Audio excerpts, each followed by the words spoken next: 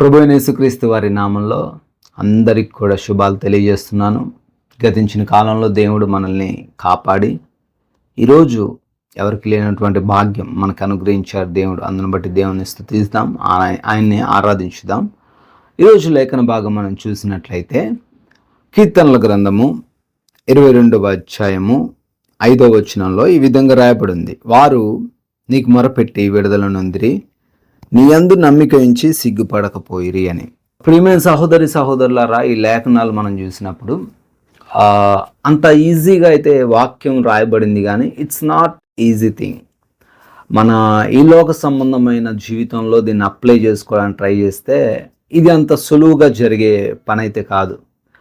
మొరపెట్టగానే విడుదల పొందడం, మనం నమ్మగానే వారు మన సిగ్గుపరచుకుపోవడం అనేది చాలా రేర్గా జరుగుతున్న సందర్భాలు ఇవి. ఎందుకు ఈ మాట చెప్తున్నానంటే, ఎవరైనా శిక్ష పడిన వ్యక్తి, లేదా యావజ్జీవ కారాగార శిక్ష కావచ్చు, మరణ శిక్ష కావచ్చు, ఏదైనా శిక్ష పడిన వ్యక్తి అతను కోర్టులో మొరపెట్టగానే, తన సమస్య చెప్పుకోగానే అతనికి ఎమ్మటే విడుదల ఇచ్చేస్తారా అండి? It's not possible. మనం చూస్తూనే ఉన్నాం, ఎన్నో సంవత్సరాలుగా అనేక కేసులు కోర్టులో పెండింగ్లో ఉంటున్నాయి. వాళ్ళది తప్పో రైటో పక్కన పెడితే, వాళ్ళు ఆ లాయర్ని హైర్ చేసుకున్నప్పటికీ, లాయర్కి డబ్బు ఇచ్చి తన తరపున వాదిస్తూ ఉన్నప్పటికీ వాళ్ళకి అంత ఈజీగా విడుదల అనేది రావట్లే.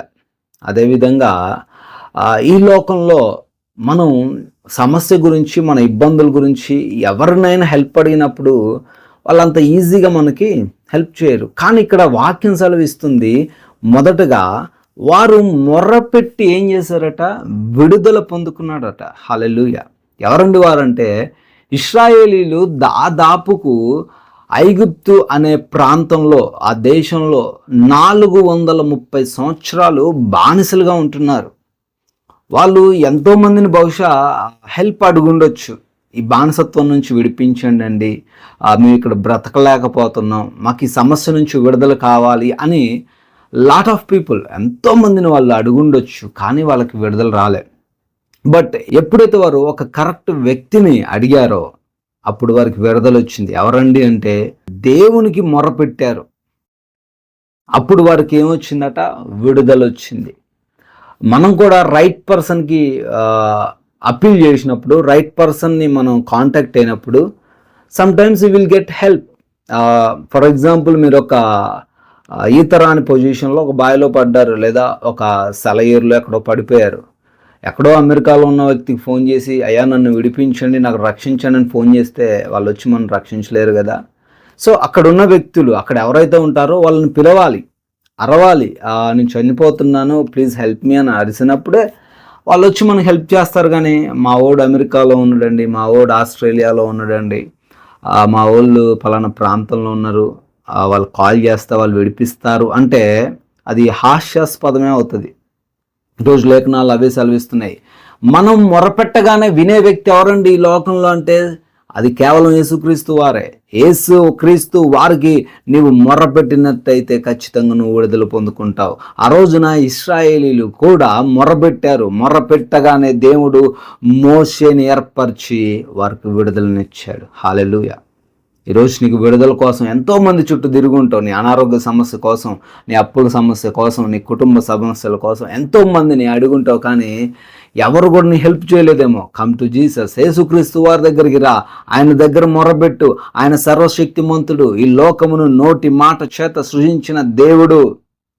ఆయన దగ్గరకు నువ్వు వచ్చినట్లయితే ఆయన ఖచ్చితంగా నేను విడిపిస్తాడు. అయితే రెండో మాటగా చూస్తే, వారు ఆయన నమ్మిరి, వారిని ఆయన సిగ్గుపరచలేదట. ఈరోజు చాలా సందర్భాల్లో మనం నమ్ముకున్న వాళ్ళందరూ మన ఏం చేస్తున్నారండి? మోసం చేస్తున్నారు, సిగ్గుపరుస్తున్నారు. భార్యాభర్తల విషయంలో కావచ్చు, అన్నదమ్ముల విషయంలో కావచ్చు, కొడుకు పైన తండ్రి లేదా తల్లి పెట్టుకున్న ఆశలు కావచ్చు.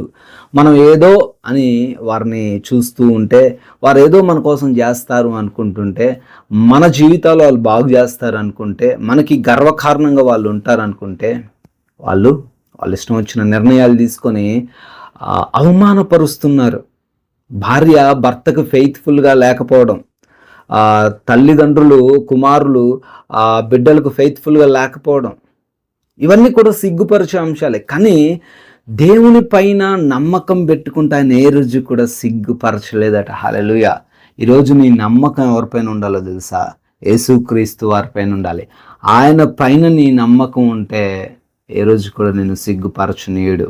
నువ్వే హోప్ అయితే పెట్టుకున్నావో, ఆయన మీద ఎటువంటి ఆలోచన నువ్వు కలిగి ఉన్నావో, ఆయన నువ్వేది అడుగున్నావో అది ఖచ్చితంగా ఆయన నుంచి నువ్వు పొందుకొని తీరుతావు తప్పితే నువ్వు సిగ్గుపడవు. నువ్వు ఖచ్చితంగా రక్షించబడతావు. కాబట్టి ప్రియమైన సహోదరి సహోదరులారా, నీ యొక్క నమ్మకం దేవునిపై నుంచు. ఈ లోక మనుషులపై నుంచితే ఏదో ఒక రోజు నిన్ను మోసపరుస్తారు, సిగ్గుపరుస్తారు, అన్యాయం చేస్తారు. కానీ దేవుడు నిన్ను అన్యాయము చేయడు. ఆయన నమ్మదగిన దేవుడు. హల్లెలూయా. కాబట్టి ప్రియమైన వాళ్ళారా, నీ యొక్క నమ్మకం, నీ యొక్క మొర కరెక్ట్ పర్సన్ దగ్గర ఉంచు. ఎవరో ఈ లోక సంబంధుల దగ్గర, ఎవరో ధనం ఉన్నదా వారి దగ్గర, ఎవరో నీ బాస్ దగ్గర, ఏదో నీ తల్లిదండ్రుల దగ్గర కాదు. సజీవుడైన యేసుక్రీస్తు వారి దగ్గర నీ నమ్మకం, నీ మొర ఉన్నట్లయితే ఖచ్చితంగా నువ్వు అడిగింది ఆయన ఇస్తాడు, నువ్వు పొందుకుంటావు. నేను సిగ్గుపరచడు, నిన్ను అవమానపరచడు. వాక్య భాగాన్ని బట్టి ప్రార్థించుకుందాం. అందరూ కూడా ప్రార్థనలు ఏకీభవించండి.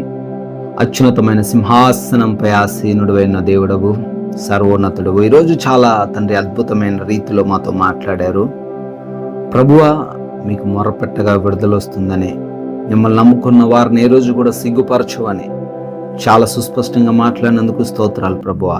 బిడ్డలు మాటలు విన్నారు అయ్యా. ఈ లోకం పైన ఇంతవరకు నమ్మిక పెట్టుకున్నారేమో అయ్యా. ఎవరికో తండ్రి వారి యొక్క రిక్వెస్ట్లు చెప్పుకుంటూ వారి దగ్గర నుంచి సహాయం పొందుకోవాలని తండ్రి చూశారేమో. అయినప్పటికీ తండ్రి నిరాశ, నిస్పృహ, ఎక్కడి నుంచి తండ్రి వారికి హెల్ప్ రాక, ఎవరు కూడా వారికి సహాయం చేయక, నమ్మకాన్ని తండ్రి వమ్ము చేస్తూ తండ్రి ఈ రోజున ఆ బిడ్డలు తండ్రి కృంగిపోతున్నారు. అయ్యా, ప్రార్థిస్తున్నాం బిడ్డల జీవితంలో గొప్ప కార్యం జరిగించండి. ఈ సమయంలో బిడ్డలు మీ దగ్గరకు వస్తుండగా, మిమ్మల్ని నమ్మి మీ దగ్గరకు వచ్చి మొరబెడుతుండగా వారు అయా అనేకమైన తండ్రి అద్భుత కార్యాలు చూడడానికి సహాయం దయచేయండి, కృప దయచేయండి. ఈ సమయంలో నాయన ఎవరైతే బిడ్డలు అనారోగ్యంతో ఉన్నారో, వ్యాధి బాధలతో ఉన్నారో వారందరినీ మీ చేతికి అప్పగిస్తున్నాం. స్వస్థతను దయచేయండి, వారిని ముట్టండి, సంపూర్ణమైన ఆరోగ్యం దయచేయండి. ఆర్థిక ఇబ్బందులు, అప్పుల సమస్యల నుంచి కూడా విడుదల దయచేయమని ప్రభువా బ్రతిమాలుకుంటున్నాం నాయన. అదేవిధంగా ప్రభువా, ఎవరైతే ప్రభువా ఏ కాంపిటేటివ్ ఎగ్జామ్స్ రాస్తున్నారో వాటిలో కూడా క్వాలిఫై అవ్వడానికి కృప దయచేయండి. ఆయా ఉద్యోగ ప్రయత్నాల్లో తండ్రి వారిని సఫలపరచండి. వివాహాల విషయాల్లో తండ్రి, గర్భఫలం విషయంలో తండ్రి మీ కృప దయచేయండి ప్రభువా. అసలు ప్రార్థిస్తున్నాము. కుటుంబంలో సమస్యలు, ఆయా విభేదాలు తండ్రి, ఒకరంటే ఒకరికి పడనటువంటి స్థితులు ఉన్నాయి నాయన. వాటన్నిటిని తండ్రి తీసివేసి శాంతితో, సమాధానంతో ప్రతి కుటుంబాన్ని నింపమని ఆయన ఈ రోజున మా ప్రయాణాల్లో మాకు తోడై ఉండండి, మా ప్రయత్నాల్లో మాకు తోడై ఉండండి. మమ్మల్ని ఫలింప చేయండి తండ్రి. రానున్న సమస్యలు, ప్రమాదాలు, ఇబ్బందులు అన్నిటి నుంచి తండ్రి మమ్మల్ని తప్పించి ఈ రోజంతను క్షేమంగా మీ పాద సన్నిధిని నిలవబెట్టుకోమని యేసుక్రీస్తు వారి ఉన్నతమైన నామంలో ఈ ప్రార్థన అడుగుతున్నాము తండ్రి. ఆమేన్.